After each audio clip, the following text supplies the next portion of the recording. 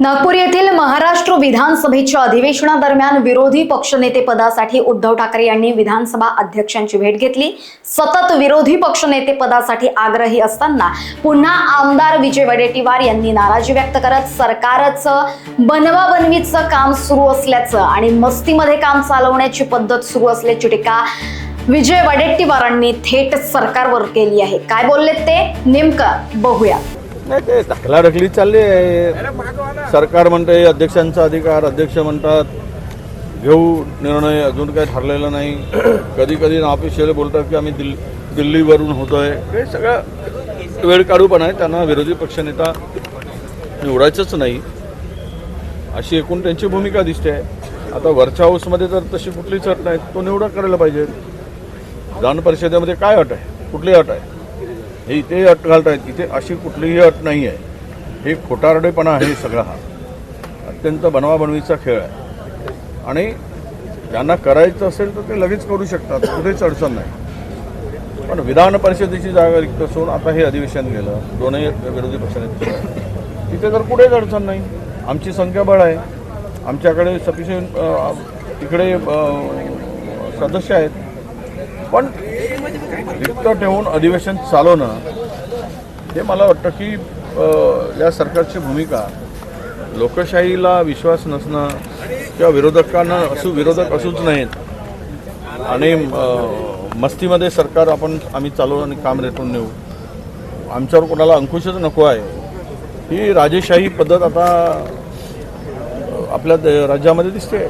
शिक्षक कर्मचाऱ्यांना जुनी पेन्शन योजना लागू करावी यासाठी काही आमदारांनी आता विधानभवन पायऱ्यांवरती आंदोलन देखील केलेलं आहे। नाही असं हे विषय आता आंदोलन होत आहे, खूप जुनी मागणी आहे। त्या मागणीनुसार ते केलं पाहिजे। काहीतरी सरकार हो म्हणतं पण करायला तयार नाही। आज त्या पेन्शनधारकांची फार वाईट अवस्था आहे। त्यांनी इतकीच वर्ष नोकरी केल्यानंतर पेन्शन मिळत नाही। त्यामुळे शिक्षक आमदाराचे नाही, शिक्षकांना वाऱ्यावर सोडले या लोकांनी।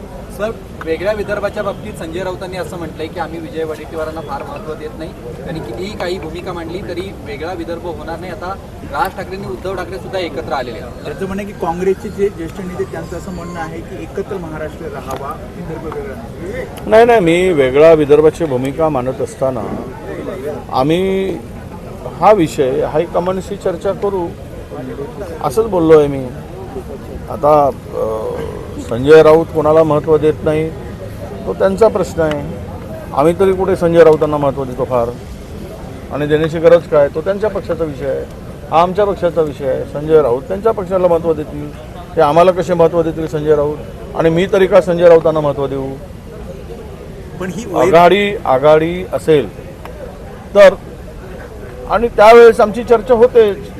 तो आघाडीचा विषय आहे, एकत्र निवडणूक लढण्याचा विषय आहे, पण एकमेकाला महत्त्व देण्याचा विषय नाही। वैचारिक आहे, त्यांची भूमिका वेगळी आहे, माझी भूमिका वेगळी आहे। मी वेगळ्या विदर्भाची भूमिका का मांडतो आहे त्याचं मागचं मी कारण सांगितलं आहे। त्यामुळे विदर्भाला मुख्यमंत्री म्हणाला म्हणजे आलबेला आहे असं नाही। विदर्भावर आता कुठे बॅकलॉगमध्ये काय आहे? विदर्भामध्ये एकूण या मागण्यामध्ये विदर्भ कुठे आहे? 75,000 कोटीच्या मागण्यामध्ये।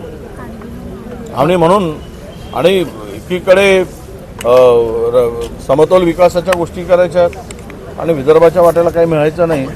एवढं एक प्रोजेक्ट आणलं, हे आणलं, ते आणलं, कधीतरी घोषणा करायची, डावोसला जाऊन घोषणा केली विदर्भात एवढी इन्व्हेस्टमेंट होईल, अजिबात दिसत नाही।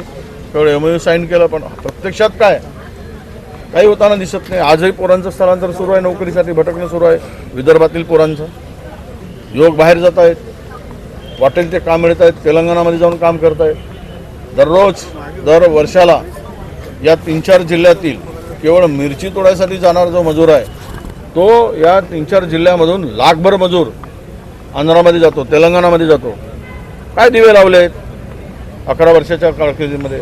त्यामुळं त्यांना माहीत नाही आमच्या संजय भाऊ राऊतला की विदर्भाची काय व्यथा आहे। लोकवाहिनी मीडियाकरिता अविनाश तोतडे, नागपूर।